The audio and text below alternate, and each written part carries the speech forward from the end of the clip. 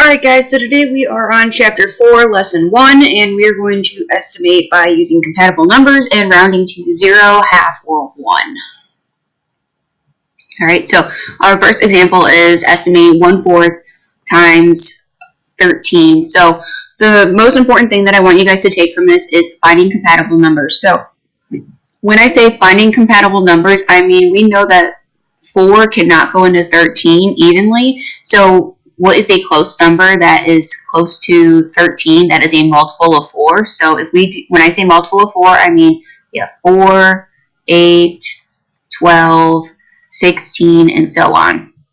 Okay, so just from looking at this, a close multiple of 4 would be 12. Okay, so we are going to do 1/4 times 12. Okay, because this has to estimate, so we're finding compatible numbers. Alright, so then what you're going to do is you're going to multiply across. So the way that we're going to do that is we're going to do 1/4 times 12 over 1. The reason why we put a 1 underneath the 12 is because that is a whole number. Okay, any whole number is going to have a 1 under it. Alright. So then we're going to multiply across. So that means that we're just going to go straight across. Alright? So 1 times 12 is 12. 4 times 1 is 4. Okay? 12. This line means to divide. Okay? That line right there means to divide. Okay? 12 divided by 4 is equal to 3. So 1/4 of 13 is about 3. Alright? Alright, next problem. Alright, so we have estimate 2/5 of 11. Okay? So, again, we're going to look at the bottom number of our fraction, which is 5. Okay? So 5 and 11. Okay? So we have to think of a number that is close to 11 that is a multiple of 5. So if I'm listing out my multiples, we have 5, 10, 15, 20, and so on. Okay, so a close number to 11 would be 10. So I'm going to make 11 into 10, and then I'm going to put a 1 under it because, again, we're going to multiply. So then put 2/5 on this side. Okay, so then I'm going to multiply going across. Okay, so I'm just going to go straight across, which then I'm going to get 2 times 10, which is 20. Okay, 5 times 1 is 5. Alright, and then 20 divided by 5 is going to equal 4. So 2/5 of 11 is about 4. Alright. So estimating by rounding. So if the numerator of a fraction is between 0 and 1, it is almost as large as the denominator, round up. If the numerator is much smaller than the denominator, round down. So, for example, we have 7/8. We're going to round that to 1 because if we have 7 boxes filled, okay, so this is my box, all right, and if I have 7 of these filled, that's 2, 4, 6, 7, 8. Okay, so if I have 7 of these filled, that's almost 1 whole, all right? Whereas if I do it on this side and I say, okay, I have 1 of 8 filled in, okay, that's not a lot. So that's why we're going to go round to 0, all right?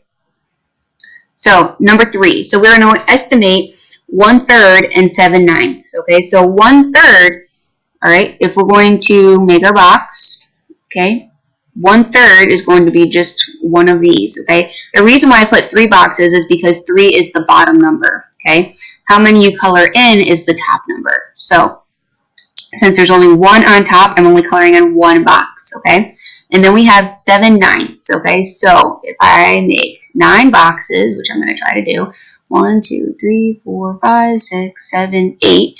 Okay, that should be 9. So if I have 7, okay, I made 9 boxes because 9's on the bottom, and I have to color in 7. So we have 1, 2, 3, 4, 5, 6, 7. Okay, so all these boxes right here are going to be colored in. So if I'm going to round these to either 0, a half, or 1, I'm going to be looking at how many are colored in or how close the number is on top. So, for example, 1/3, okay? 1/3 isn't very much colored in, okay? So it's not quite half, all right? So we're going to say no to the half, and we're going to say this is 0, all right? Now 7/9, since 7 is very close to 9, we're going to assume that this is almost 1 whole, all right? So then we have to rewrite our problem, which is going to be 0 times 1, which is going to equal 0. Okay?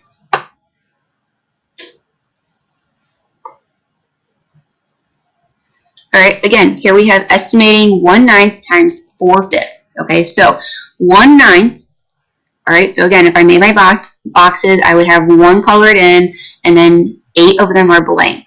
Okay, so and plus, if you look at the bottom number compared to the top number, they are very far apart. Okay, so since they are very far apart, we're going to assume that that's 0. All right, and if I make my little boxes here too, I can show you 2, 3, 4, 5, 6, 7, 8. Oh, that's a lot of boxes that I messed up, but it's okay. All right, so if I color in just 1 box, okay, that's not very many boxes that are colored in, so that's why it's closer to 0. Then we have 4/5. Okay, again, I have the amount of boxes on the bottom is this. Okay, so 1, 2, 3, 4, 5. That's 6 boxes. Ignore this box. Okay, so I have 4/5. I made 5 boxes. Okay, just ignore that box. All right, and I'm going to color in 4 boxes. So I have 1, 2, 3, 4. Okay, so that is almost 1 whole. So I'm going to say that 4/5 is equal to 1. And then if I multiply 0 times 1, again, it's going to be 0.